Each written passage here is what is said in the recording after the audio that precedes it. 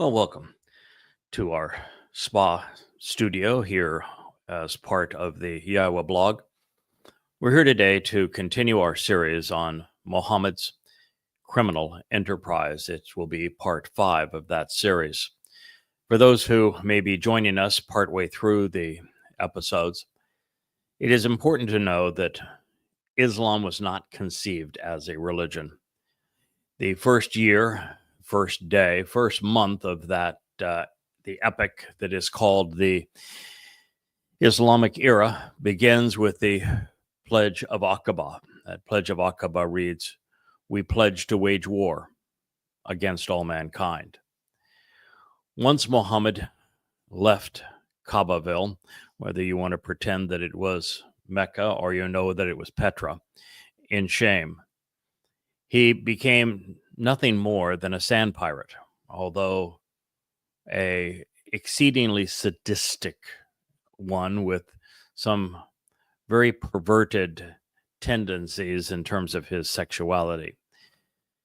And it's important, therefore, for us to expose exactly what the earliest hadith, which are all reports from Muhammad and his companions, the only way to know what Muhammad actually said and did, and Quran, and in this case, there's an entire surah on this particular episode, which is called the Battle of Badr. So it's essential that we know what actually occurred during Islam's beginnings. The more that is known about the religion, the more readily people who are moral, informed, rational, and compassionate will be in their ability to use words wielded wisely to constrain the carnage that this religion continues to impose. And therefore, we are examining precisely what can be known about Muhammad, the origins of the Quran and the Hadith, the very formation of the religion of Islam. What I'm sharing with you is irrefutable. It's not my opinion of Islam. It is Muhammad's actual denunciation, really, of the religion that he started. Everything you're going to hear is from Muhammad, his companions, or from his wannabe God. So as we proceed, understand that in the episodes that have preceded this, Muhammad admitted that Badr was not a confrontation between military foes to defend the upstart religion of Islam. All Badr represented was Muhammad's armed mujahideen being motivated to attack a civilian caravan that was not protected by any military establishment, that posed no threat to Muhammad, and their entire motivation was to steal. They were interested in abducting men for ransom, for killing those who had mocked Muhammad's recitals, and in plundering the caravan. Because, you see, Muslims didn't work. They were, at best, parasites, and at worst, they were pirates. They stole what belonged to others. The only work that can be attributed to the first Muslims is terrorism and, well, criminal enterprise, where they went off to rob and enslave others to garner more weapons so they could attack ever larger and more frequent prey. Again, these are not my interpretations of Islam. This is not cherry picking the worst out of a sea of wonderful and uplifting hadith and Quran surahs. It is Islam. This is all there is to Islam. If it weren't for lies and killing, Islam simply would not exist. There would be no Quran. And in this particular case, I'm going to be thorough, as I have been throughout goddamn religion. It is 5 volumes and 4,200 pages for a reason. Every surah in the Quran is presented in its entirety, and every pertinent hadith relative to Muhammad's early days, like Muhammad's entire life from the time that he claims he had his first revelation all the way through his death, are all presented. There are no situations here where we have shortchanged a reader by not conveying everything that can be known. In this particular case, we're going to be reading from Ishak. It's the surah of Allah's Messenger, the life of Allah's Messenger. It was translated by Gulim, published by Oxford University Press. We'll commence this on page 301. This particular hadith is also shared in exactly the same words in Tabari's Tarek, which is history. And that will be volume 7, page 56. It was translated and published by the New York State University Press, Sunni Press. It reads, Muhammad picked up a handful of pebbles and he faced the Quraysh. Now, the Quraysh were not an army. They were not foreign adversaries. The Quraysh were nothing more than Muhammad's extended family. They were the custodians of the Kaaba. They were the ones who, they are the ones that promoted virtually every Islamic ritual. The Quraysh, long before Muhammad was born, conducted the pilgrimage, the Hajj. They were the ones who sponsored circumambulating the Kaaba. They were the ones who made the Kaaba a rock shrine to rock gods. The prostration prayer was of Quraysh origins.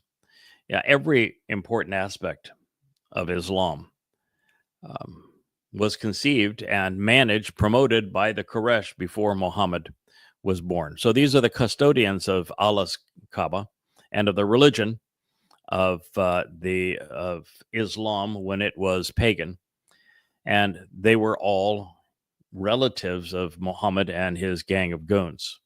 These were family. Before Muhammad attacked and perpetrated genocide on Jews, he first made his own extended family his foe. This was an exceedingly wretched man. So he threw pebbles. He was, mind you, he was in the back. He was too old and portly, feeble to fight, and so they made him a little palm frond hut in the back. And it's alleged that he picked up some pebbles and threw them in the direction of the Quraysh, kind of what you'd expect a sissy boy to do in a fight in a sandbox that is too scared to even get in the sandbox with the other kids. He shouted, "May their faces be deformed." Yeah, that's lovely, isn't it? He's talking now to his extended family. May their faces be deformed. He threw pebbles at them and he ordered his companions to attack. Yeah, Muhammad ordered Muslims to fight and kill.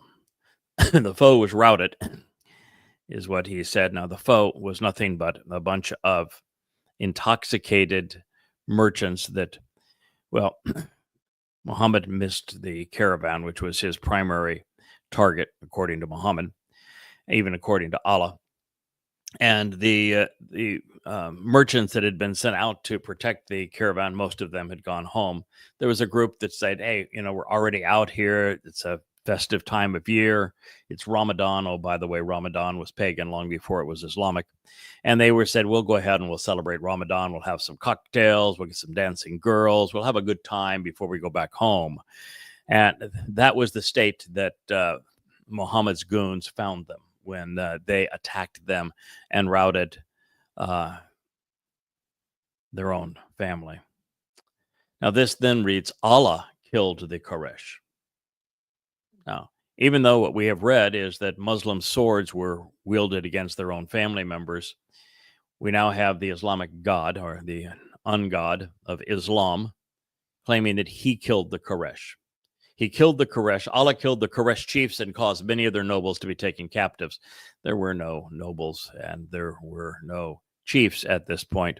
There was just a ragtag group, even by the own Islamic accounting, that wanted to party hardy. Well, and taken captive, that's just the same what happened on 10/7, where Jews were abducted by Muslims. While the Muslims were taking prisoners, the messenger, this reads, was in his hut, end quote. So Muhammad and his spirit were clearly demonic, the personification of evil. It's amazing that even in Arabia, there was room for two narcissists and psychopaths of this ilk. And of course, it is troubling here, and a bit of gamesmanship, I suppose, with this psychological issue of Allah being credited with the killing and the kidnapping, as opposed to the Muslims who were actually perpetrating it. I mock Muslims all the time. I've had thousands of death threats, and what I constantly tell the Muslims who perpetrate them, so if your Allah is so Akbar, if he's greater than any other God, then surely he knows where I am, and surely he has the capability of doing what he wants to do to me. So why don't you just sick your God on me, rather than yourselves coming and doing your ungod's dirty business and proving that I'm right about you. This is the very thing that is going on here. Allah was credited with the killing and the kidnapping. It wasn't, of course, Muhammad and his militants. No, they weren't murdering thieves. Their God was. Is that better? Bukhari, this is the most revered collection of hadith in Islam. It's because it's topical. And the fact that it's topical, Muslims can read the sections that they want to read without actually coming to know Muhammad as he really was, because the other two hadith collections that I have shared with you so far in this program and throughout this whole series are chronological. They are set into the context of time and Muhammad's life, so that you can actually rearrange the Quran chronologically and set it into that context and understand it for the first time. And since that is so devastating to Islam, most Muslims prefer Bukhari because it is not chronological or contextual. It is simply by subject matter. This is book 5, or volume 5, book 59, number 290. The Prophet said, the unbelievers who failed to join the Ghazwa of, or says the believers who failed to join the Ghazwa of Badr, and those who took part in it were not equal in reward. So in Islam, you are only rewarded if you are a killer and kidnapper. That is the only rational deduction that can be deduced from these words. If you didn't participate in an act of armed robbery where family members were killed by extended family members, men were abducted, and others were robbed, then you are not a Muslim of high standing. Clearly, Muhammad loved murderers. He even loved their weapons. Bukhari, volume 5, book 59, number 333. Az-Zubair said, I attacked him with my spear, and I pierced his eye. I put my foot over his body to pull the weapon out. But even when I did so, I had to use great force. Later on, Allah's apostle asked me for that spear, and I gave it to him. Well, show me your treasure, and I will reveal your soul. Ishaq 301, Tabari 7, page 56. As the Muslims were laying their hands on as many prisoners as they could catch, there's no prisoners here. This is simply abduction for the purpose of ransom. As they could catch, the Prophet said, I have been told, saw disapproval in the face of Saad. He said, why are you upset by the taking of captives? Saad replied, this was the first defeat inflicted by Allah on the infidels. Slaughtering the prisoners would have been more pleasing to me than sparing them. You get that? So as the Muslims were trying to round up captives, these are people whose crime was that they knew Muhammad, and therefore they didn't believe him. I mean, the Quran's quite clear. It's the single most repeated theme in the Quran. Those who knew Muhammad best recognized that he was a demon-possessed liar who was plagiarizing the work of other religions and twisting it to serve his agenda, and that he was a complete fraud, and therefore they mocked him, as should anyone who actually reads what this man said and did. And so their crime now was, rather than going back home, they were having a party. And while they had a party, Muhammad's armed mujahideen, his jihadists, descended upon them and killed some, although Allah took credit for the killing, and the others they were rounding up as captives. So Muhammad looked, and his most belligerent, most immoral, clearly the most sadistic, and this was a pudgy man too, of Muhammad's militants, said that he was sad. He was disappointed. Now, he wasn't disappointed that the first Muslims were out on a raid to plunder extended family members. He wasn't bothered that Islam was now a criminal enterprise. He wasn't bothered the least bit about murder. He was just bothered that they were taking captives as opposed to killing people. This was the first defeat, if you will, it said very clearly, inflicted by Allah on the infidels. So Saad was displeased that lives were spared. He wanted everyone dead. Now, I have said repeatedly that Islam is a death cult. I have said this because the evidence is irrefutable. Now, remember these hateful words and who spoke them. We have not heard the last of Saad. He will soon condemn Jews to his preferred fate. He was, after all, a very good Muslim. In a lengthy hadith from Abd al-Rahman, one of the butchers of Naqla, we hear Ishaq, page 302, and Tabari, volume 7, page 60. Umayyah was a friend of mine in Mecca. See, these were friends, fighting friends. My name was Abd Amir. But when I became a Muslim, I was called Abd al-Rahman. Now, this militant was renamed after the first Islamic god. As such, it is a stinging repudiation of Islam's first pillar, which is there's no God but Allah, because Ar-Rahman is the God of the early surahs in the Quran. There are surahs devoted to Ar-Rahman. Ar-Rahman was the principal deity of the Yemenite Arabs who were converts to Judaism. It is absolute proof that Muhammad not only stole his scriptures, his Quran recitals, but he stole pagan gods to be part of Islam too. So this hadith demonstrates two things. One is that there were multiple gods in Islam. You also have Manat, Al-Uzza, and Alat. You have the rabbi, who is the Lord. You have Ar-Rahman, and there are three different names for Allah, which Allah is not one of them. There's Allah, Allahu, and Allahi. So lots of different gods in Islam. Ishaq 302, Tabari, volume 7, page 60. Umayyah used to meet me when we were in Mecca, and he would say, Abd Amir, do you dislike the name that your father gave to you? I would reply, yes.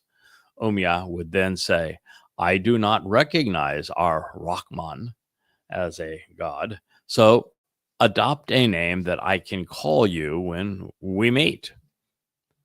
After some chatter, the friends turned enemies by Islam settled on a name. Well then, you are Abd al-Ilah, slave to the God. I agreed. Now, this line confirms the single most fatal charge that can be leveled against Islam.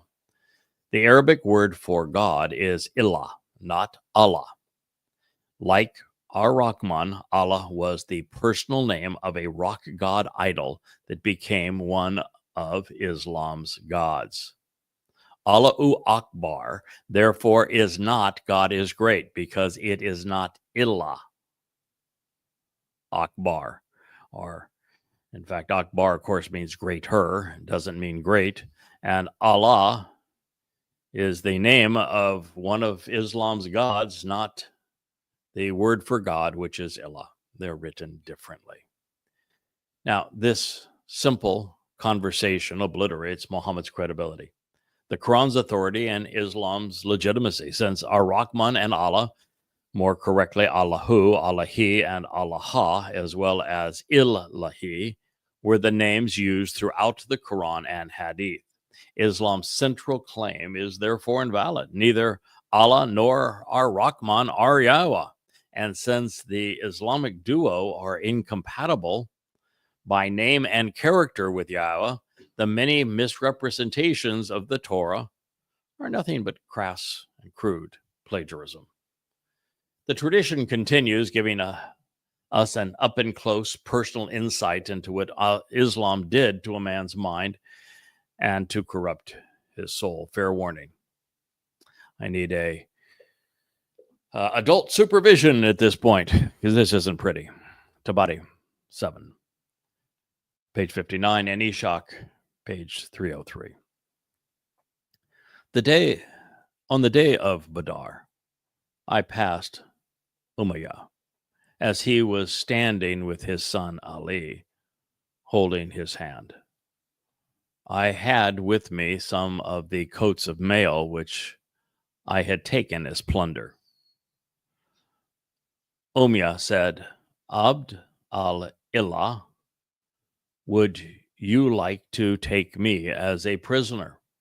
I will be more valuable to you as a captive to be ransomed than the coats of mail that you are carrying. I said, yes. Come here then. I flung away the armor, and I bound Umayyah and his son Ali, taking them with me. Now, according to Mohammed and his God, kidnapping for ransom was a legitimate, in fact, valued and appreciated religious practice, one more profitable than stealing armor. And in case you're wondering, the Quraysh merchant surrendered because he didn't want the Muslims to mutilate and murder his son. But it didn't work out that way. Tabari 759, Ishak 303.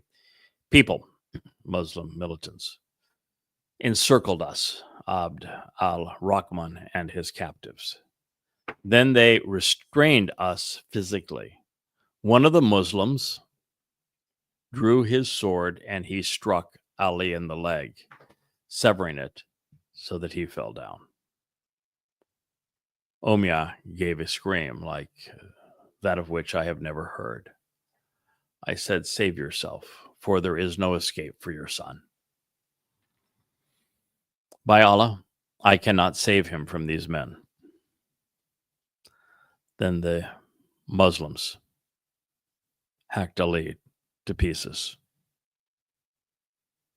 Abd ar-Rahman used to say, may Allah have mercy on Babel, the slave turned Muslim murderer. I lost my coats of mail, and he deprived me of my captives. This is Islam's beginning. This is the war that made a prophet. Without Badar, there is no Islam. In trying to hype their terrorist dogma, the practitioners of Islam harpooned it. They not only demoted their gods to pagan status, they exposed their immoral motives. Islam was all about money. And while that should have been enough to impugn the doctrine, the fatal blow was in the last paragraph. Mohammed so corrupted these men that they mutilated a child in front of his father. It's exactly what Muslims did on 10/7 of 23 in Israel. Time and again, they mutilated children while their bound parents were forced to watch. There is no sense of guilt here, no glimmer of remorse or humanity. His only sadness was over lost booty. I shouldn't have to say anything more for you to understand that Islam is a blight on all humankind, a deadly plague that must be stopped. But I will continue. This evil curse that is Islam must be exposed, condemned, and quarantined. Bukhari, Volume 5, Book 59, number 297. The Prophet faced the Kaaba, and he evoked evil on the Quraysh, people specifically cursing Shabat, Utbah, Walid, and Abu Jahl. I bear witness by Allah that I saw them all dead, putrefied by the sun, as Badr was a very hot day.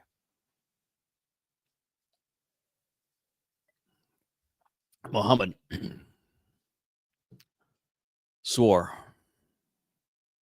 by the very Kaaba that the Quraysh had maintained and turned into a religious shrine, replete with the Hajj pilgrimage and circumambulation and prostration prayer. And he invoked evil on the innocent people he was bludgeoning to death. Islam's not just a death cult, it's demonic. Lo, with these words, with evil proliferating, with people lying, with men dying, with bodies putrefying, I bear witness, Allah was omnipresent, encompassing everything. The ungod and non-prophet were a pair of delusional psychopaths among ruthless savages. So what else could possibly go wrong? Bukhari, Volume 5, Book 59, number 397. Allah's apostle raised his head after bowing the first rak'ah. It's one of the prostration prayer performances of the morning prayer. He said, "O Allah, curse so-and-so and so-and-so." After he had invoked evil upon the Quraysh, Allah revealed, means this is a Quran surah, "Your Lord, Rabbi, will send thousands of angels riding upon chargers, sweeping down as a form of good tidings to reassure you that victory comes from him. He will cut off parts of the unbelievers. He will overthrow them and turn them back in their frustration." Quran 3, 124.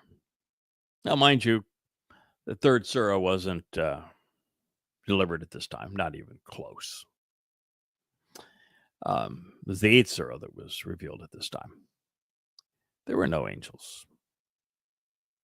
They were just Muhammad's goons. Disgusting jihadists, torturing children, bludgeoning men to death, relishing, celebrating sadistic carnage, plundering, stealing, abducting, all while being religious. And even then, the Islamic God is so sadistic, so demonic, he wants to be credited for the mutilations. How about that for not taking responsibility? Nah, just because my sword's all bloody, it wasn't me. No. It was the angels from heaven that mutilated that child. when progressives marched in the streets with Muslims. This is what I think of. Turns my stomach that they could be so grossly immoral, ignorant, and irrational. Hypocritical, really. It was the Islamic version of kindness. The good news was that the Muslim angels, like Muslim men, were mutilating innocent people, cutting off body parts as a form of torture before engaging in mass murder. And then to crown their glorious victory over humanity and decency, they celebrated their sadistic behavior by claiming that Islam's God was forgiving and kind. In this light, I challenge anyone to rationally deny that Allah is Satan and that Mohammed was demon-possessed. I dare anyone to say that the plague they perpetrated as Islam should be allowed to survive. Islam is the most universally demented and destructive, dehumanizing and degrading, deplorable and deadly dogma ever perpetrated against humankind. And if some nitwit out there said, you can't say that of 2 billion Muslims, why hell not? This is Islam. There is no one other than Muhammad. This is Muhammad and the first Muslims. This is their scripture. And soon you will find that the Quran says exactly the same story. There is nothing else to Islam. This is the religion of Islam. If you want to pretend that those who don't know diddly squat about Islam, who have been completely deceived about Islam, and yet still call themselves Muslims, represent the religion, then you're an ignoramus. The religion itself, as perpetrated by good Muslims, all of whom are killers and terrorists, according to the Quran, according to this very example, which they are ordered to follow, is deadly, it is deceitful, it is destructive, it is demonic. It is responsible for everything that happened on 10/7/23 in Israel. It is responsible for the genocide against Jews in Arabia. It is responsible for the 100 million lives that they butchered and stole in the first 100 years of this religion. This is Islam. There is no other Islam. Not just this day or 9/11, not just 10/7, but every day for the past 1400 years, Muslims with their words and their actions have demonstrated that they are a curse on the planet, a malignant mutation that is, quite frankly, unsurvivable. There were only 2 reasons for this savage attack. These men didn't capitulate and surrender their souls to Satan, and they had not been, and they had, as a result, remained productive. And that's why they were robbed and killed. These conclusions are not opinions because they are based on the evidence. They are not the product of Islamophobia, but rather the opposite, an act of conscience demonstrating considerable courage, character, and compassion. This is not my view of Islam. It is theirs. These are their scriptures and their legacy. Now, I understand that progressives don't like evidence and reason. They're allergic to them because evidence and reason very seldom fits their agenda or their platitudes. But all they have left is ad hominem attacks to label the person who is bringing you the truth Islamophobic. I will tell you for certain, one cannot fear Islam and expose and condemn Islam. Somebody needs to be rational occasionally. Someone needs to be moral occasionally. Someone must risk their lives and not be afraid of this religion to try to save the planet from it. Please, don't be among the moronic claiming that Christians have been as bad and the Bible is worse, because neither is true. Nor Are they a rational defense for what we've read? Moreover, I'm unique among men in this regard, since I'm universally opposed to religion, and I have written 35 books which prove that they are unworthy, including 5 that denounce Christianity, 3 that denounce Judaism, in addition to these 5 that denounce Islam, all while pronouncing the existence of Yahowah and translating in an amplified fashion his testimony from the oldest extant sources, including the Dead Sea Scrolls, so that you might actually know who he is, what he is offering, and what he expects in return. And by this point in goddamn religion, the reader is 2,000 pages into the most comprehensive excoriation of the Islamic religion ever written. It has been based entirely on what Mohammad, Allah, and their initial gang of Muslims said and did, as recorded in the Quran and Sunnah, the Sirah, the Tariq, Bukhari, and Muslim. I have taken the founders of Islam to task for their words and deeds, holding them accountable for the sake of all mankind, but especially the people of the book, God's chosen, Yehudim, Jews. Now keep in mind, on this day, Muslims were mutilating and murdering the closest thing to a Palestinian. These Arab merchants were headed back home to Petra, which was situated in the Fakistinian homeland of Jordan, between the Wadi Musa and the Israeli border.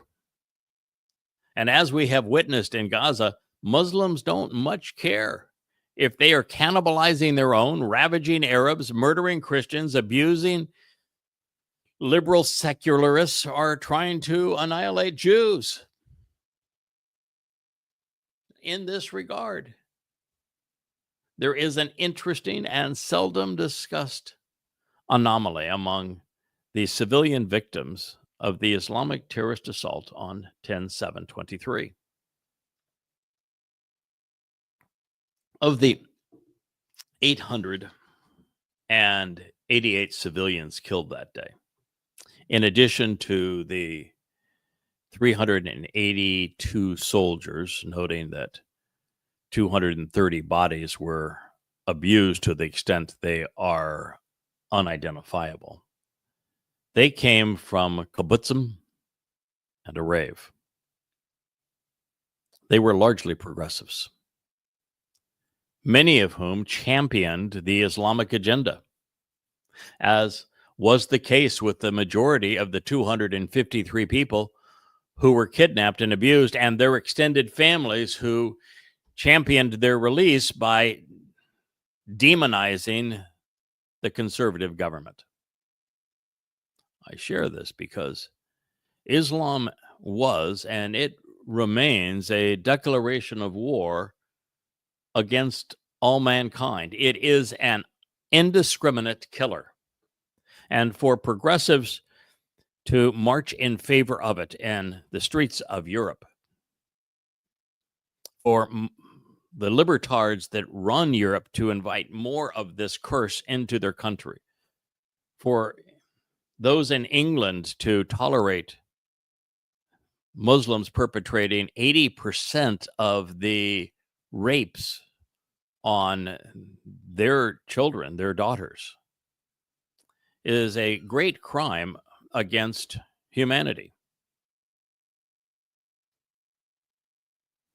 And it is hypocritical, it is ignorant, it is irrational, it is grotesquely immoral, and they want to present themselves as compassionate when they're exactly the opposite. When one embraces, tolerates, accepts, respects a religion that promotes mass murder, mutilation, abduction, the slave trade, the dehumanizing of people,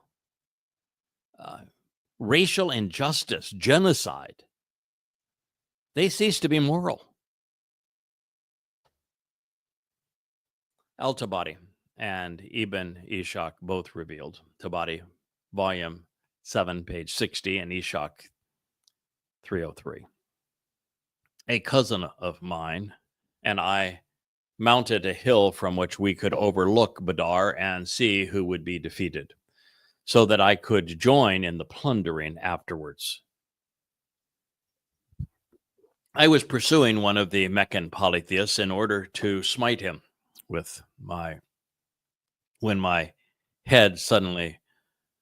when his head, I should say, suddenly fell off. Before my sword even touched him, then I knew that someone other than me had killed him.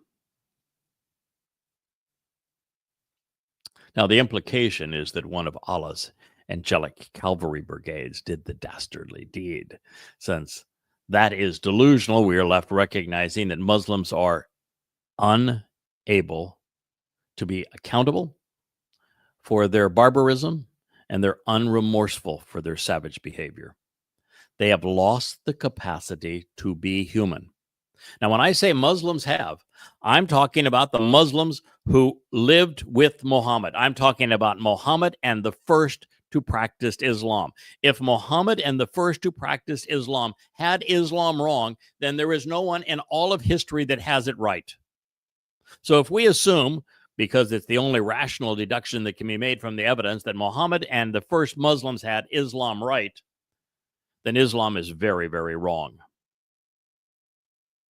It is that simple, folks. There's nothing more complicated to it than that, particularly when the best Muslims today follow this exact same behavior and celebrate the mutilation of children, the rape of women, and then they cut them to pieces afterwards.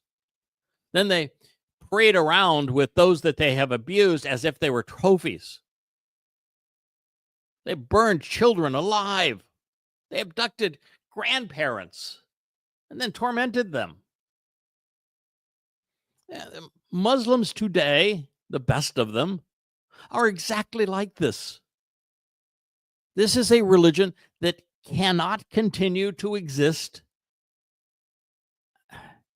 in proximity to other people because it is deadly, it's demonic, it's destructive.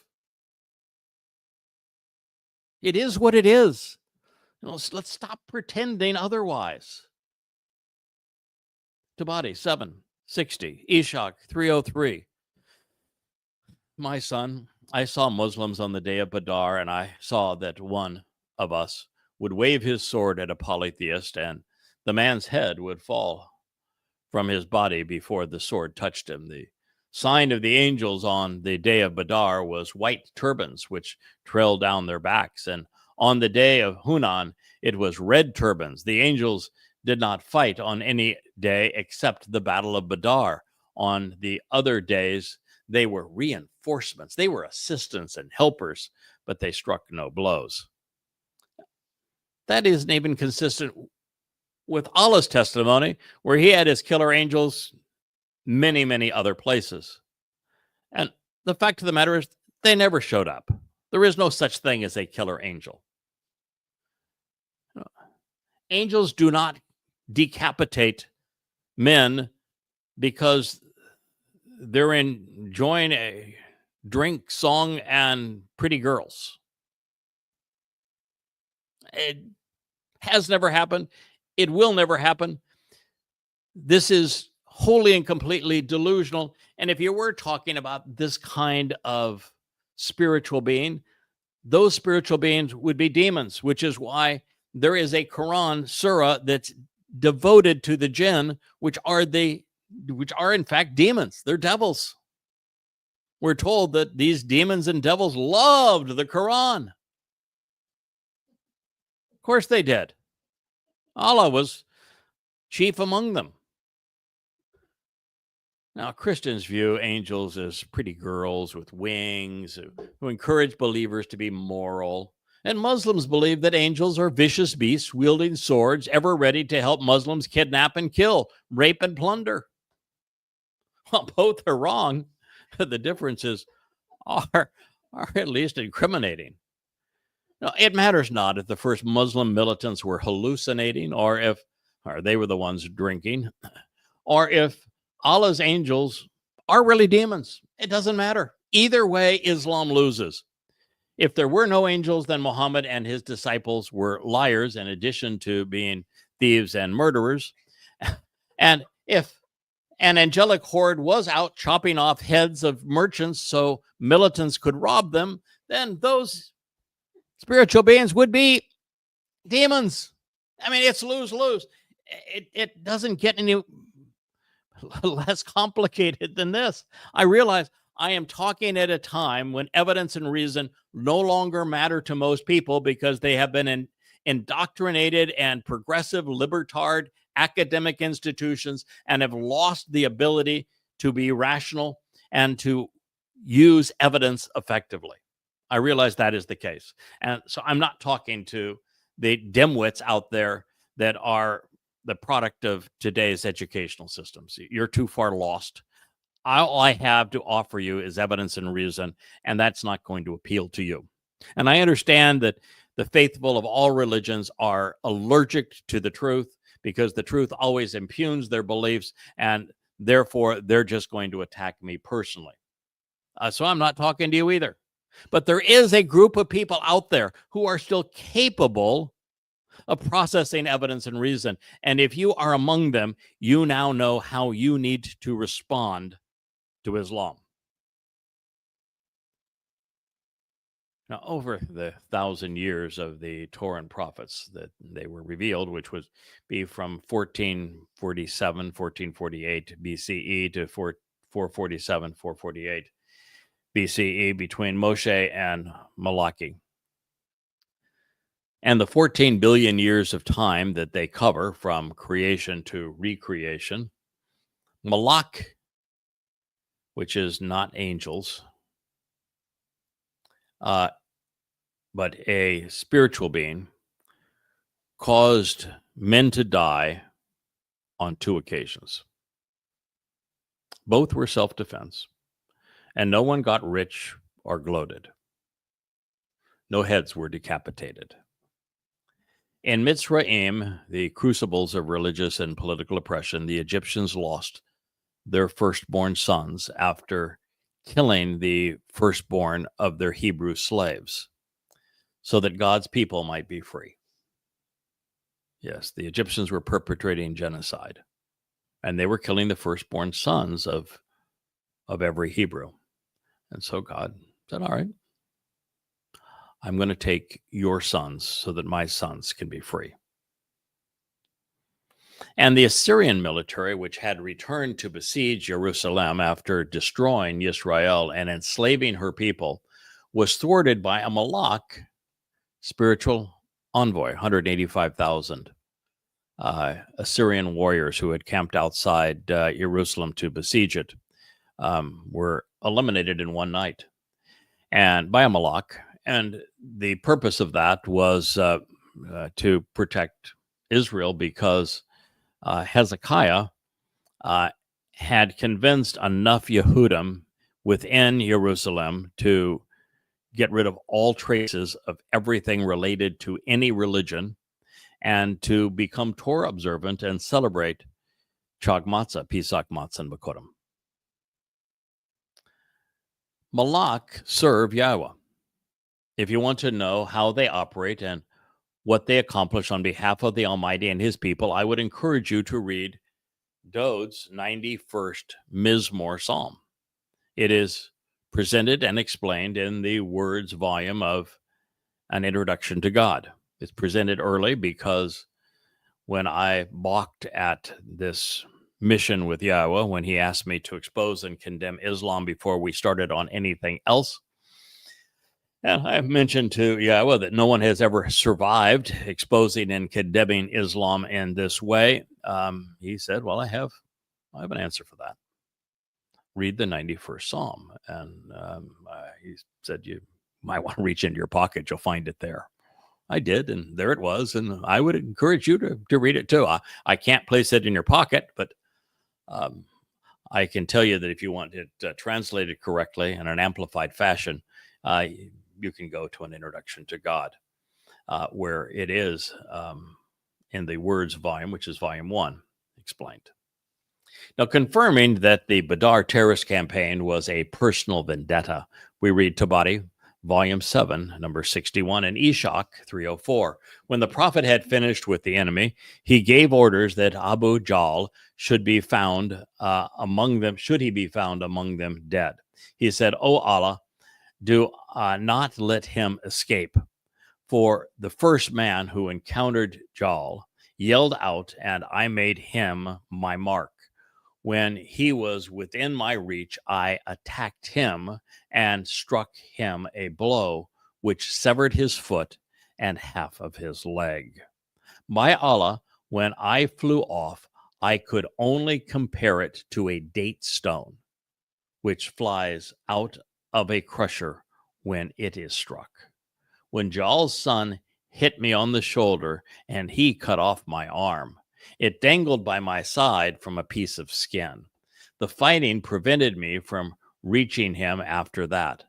I fought the whole day, dragging my arm behind me. When it began to hurt me, I put my foot on it and I stood on it and I pulled it off. You know, if this man were protecting his family from a pack of hungry wolves, if he was protecting his family from Muslims and fighting with a dangling arm and ultimately pulling it off and continuing to fight, would be compassionate and courageous. But he wasn't doing that. There were no one here to protect. He was the aggressor. He was the killing wolf. And he was hungry for blood.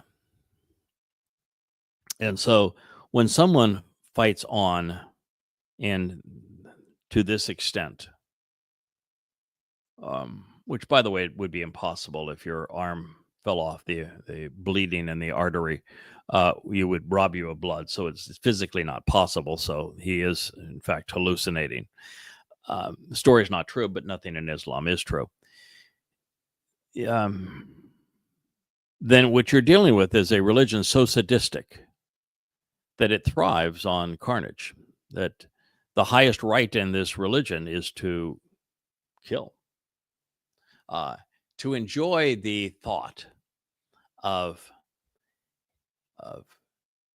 severing someone's foot and half of their leg such that you could compare it to a date stone which flies out of a crusher when it is struck.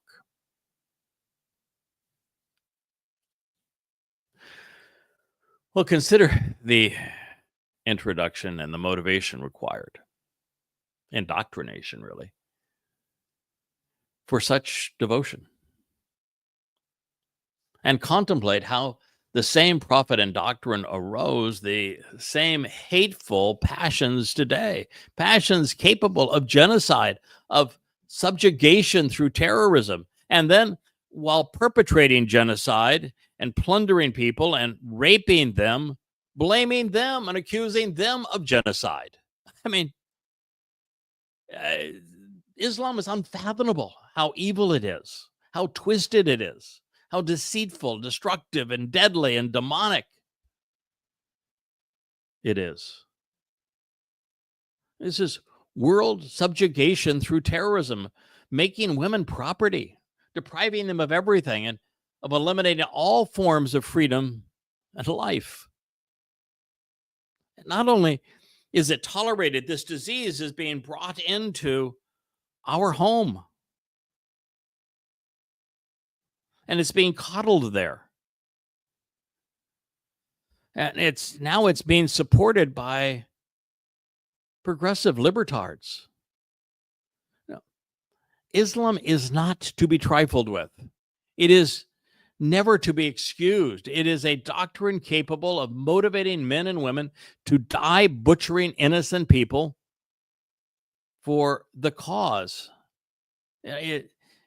It's far worse than bending to Nazism. It's like encouraging the Wuhan Institute of virology to enhance the efficacy of a blended concoction of leprosy, bubonic plague, smallpox, polio, Ebola, HIV, and COVID, and then to spread it amongst humankind. Tabadi 761 and Eshach 304. Then Muhawith passed by Abu Jahl, who was now crippled. He was lying there helpless.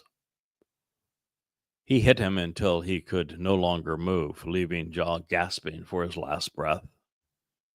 But then I saw Muadwith was killed. Abd Allah ben Ma'ud passed by Jahl right when the messenger ordered us to search among the corpses. The prophet said, if you cannot identify him, then look for the mark of a wound on his knee, for I jostled against him when we were boys. I pushed him so hard that he fell, and he scratched one of his knees. Translated, I may be a cowardly, slithering snake of a man now, but I wasn't always this big a weasel. That's your prophet, Muslims.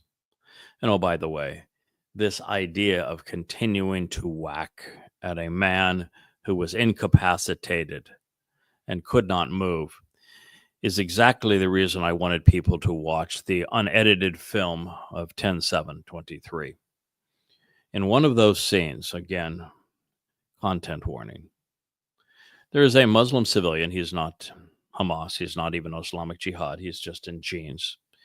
He's picked up a garden hoe, and there's a Jewish man who has been shot in the stomach, and he's laying on the ground. He's blood's draining out of his body. He is most likely going to die there. And rather than just allowing him to die from this Islamic terrorist raid in some degree of dignity, this Muslim picks up a hoe. And while screaming Allah Akbar, he routinely whacked this man on the head and on the neck. And you can see the man, his arms will move and he'll try to see if he could push himself into a corner out of the way to avoid the next blow. And this man continues to scream Allahu Akbar as he brings this hoe down upon his neck and his head. The kind of religion that is capable of motivating that kind of butchery, savagery, demonic behavior cannot be tolerated. And it's the exact same religion that we say play out in these words. It is not a corruption of Islam. It is the truest form of Islam to be deadly and demonic. Eshach 304. Abd Allah ben Musud said, I found Abu Jahl in the throes of death. I put my foot on his neck because he had grabbed me once in Mecca and had hurt me. I said, has Allah disgraced you and put you to shame, O enemy of Allah? In what way has he disgraced me? He asked. Am I nothing more important than a man whom you have killed? Tell me. To whom is the victory? I said, to Allah and his messenger. No, to Allah. And Mohammad was the shame. This is a victory of a death cult. And the ultimate victory here ought to be to the truth, to compassion, to morality, to reason. And these words ought to ring out in people's minds that still have a degree of character, a functioning conscience. And they should cause us to say no more to this. We have to quarantine Islam. We must expose it. We must condemn it. We must prevent Muslims from doing this ever again. I mean, this is sobering. The first Muslims were gruesome. They were savage. Almost to the extent of the Muslims who abused Jews on 10/7/23. In the annals of human history, these acts are unprecedented in their sadistic savagery. Mohammed's militants inanely blamed their victims. They were not as, well, I bet there were. There was every bit as deluded as today's Muslims who, after massacring Jews, as if they were, acted as if they were entitled and righteous.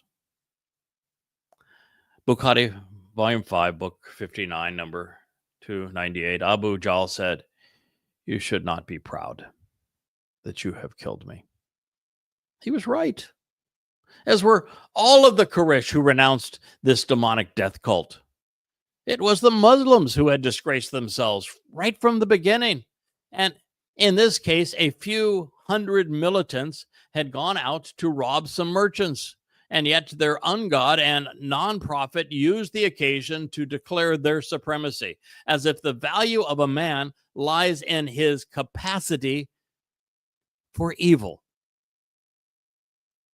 And that, my friends, is one of the most important stories I can share with you. Humans individually have the potential for good and bad. But humans, when grouped together, as in the case of Islam in particular, are always evil. The larger the institution, the more evil it typically becomes.